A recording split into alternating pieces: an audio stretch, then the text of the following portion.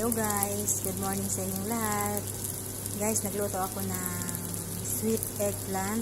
Ayan, ang aking sweet eggplant. Ang ginawa ko is, nagprito muna ako ng 3 pirasong talong. Tapos itinimpla ko siya sa dalawang malalaking kutsarang ketchup at saka 1 kutsarang sugar at saka pomegranate sauce, yung Epsiroman. Ayan, tapos half teaspoon na kamon. Ayan siya guys. Masarap to siya ipapalaman sa tinapay or di kaya sa kubos. So nilutuan ko yung boss ko kasi favorito nila. Ayan. Ayan yung aking sweet eggplant. Na masarap guys. Luto na yan siya guys.